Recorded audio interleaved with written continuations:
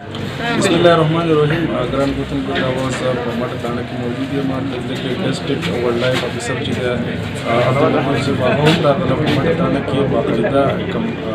چیزه چې دی هغې ویشته دی د هغې باقاعده اف آی آر یې هم دلته درج او پولیس او وایلډ لایف چې دی هغه به نور هم د دې تفتیش کوي چې او خلکو نه به هم پوښتنې کوي د مقامي خلکو نه په دغې هکله باندې دا موږ پوښتنه کوو چې هغوی څه وایي دغه شان د پولیس ډي ایس پي مټه او ایس ایچ او مټې نه به هم پوښتنه کوو چې هغې په دې حواله باندې دا خو چونکې د دې هیبیټیټ ته دا بره ځنګل دا سزي نه راغلي نه دي زمونږ چې کوم ډیټا ده هر کال چې مونږ سروې کوو نو د سوات او د دیر په باونډرۍ او د شنګلي او د سوات په باونډرۍ باندې کامن لیپټ قدرتي طور په دې علاقه کې موجود دی چونکې تاسو ټول ته پته لري چې مقامي خلک یې سکل واوره نسبتا ډېره زیاته شوې ده نو هلته کې د دې هغه هیبیټیټ کې دي ته یا موسم ټیک نه دی یا خوراک ټیک نه دی نو دا لږ کته راغلي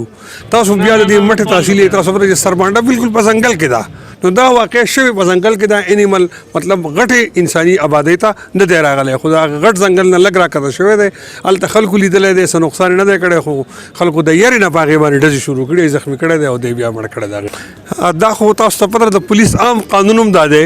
چې کله انسان ته هر څیز په خطر کې شي کړه د کور ته راغی که د په مال باندې حمله وکړه یا غټې آبادۍ ته راغی نو قانون بیا خلکو له اجازت ورکوي چې په سیلف ډیفینس کې مړ کړي ځکه ما تاسو ته وایي چې پولیس به اوس انویسټیګیشن کوي چې دی په سیلف ډیفینس کې ویشتی دی کاسې وچ پوچ دا چونکې په ځنګل کې دي او په سوات کې تاسو دا پته چې لینډ سیټلمنټ نشته ځنګل ته هم خلک ورسېدل لږه موده مخکې زموږ د فارسټ ډپارټمنټ ټراینې کړې وې چې ډیمارکیشن وشي هغې خلاف هم خلکو احتجاج وکړو عدالتونو ته تللي دي نو هغه هیبیټیټ کم چې قدرتي طور د ځناورو هغې ته انسان رسېدلی دی هلته کورونه جوړ شوي دي سکیټرډ نو وختاً فوقتاً په پوره صوبه کې داسې واقعات کېږي او کله چې په ریټیلیشن کې وشي نه د هغه سړي خلاف اف آی آر کېږي نه د خلاف حکومت پروسیډ کېږي بلکې اوس زموږ د موجوده حکومت یو پالیسي منظوره کړې ده چې ایون که داسې د چا مال اخري ځنګلي ځناور یا انسان ته غټ نقصان ورسوي نو د هغې دپاره باقاعده د موجوده صوبایي حکومت یو کمپنسیشن پالیسي مقرره کړې ده چې هغه کس ته به د هغې کمپنسیشن هم میلاویږي. بسم الله الرحمن الرحیم. دا خو زموږ د مټې تانې حدود دي چوکي ایرپورټ دا انچارج رابطه وکړه چې داسې په ځنګل کې کم سر بانډه چې ورته وایي دا تقریبا زموږ دا پر دیر سره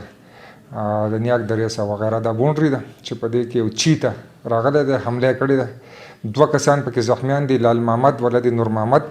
او عبدالي ولد شیر مالک دا دواړه بیا ریفر شوي دي ښکته سیدو ته دا انجر دو بیا د هغو په خپل بچاو کې په دې منظري باندې په دې چیته باندې فایر شوی دی په چریدار باندې وغیره باندې خو بیا پوسټمارټم نه پته لګي نو هغه هم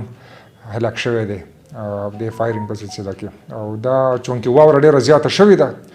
نو دې نه معلومیږي ما ډي اف او صاحب نه تپوس هم وکړو چې دا تاسو داسې ریپورټډ موږ ته نه دي چې دلته دا شته نو هغه ما ته ویل چې دا چیتا په دې ایریا کې شته کومه چې دا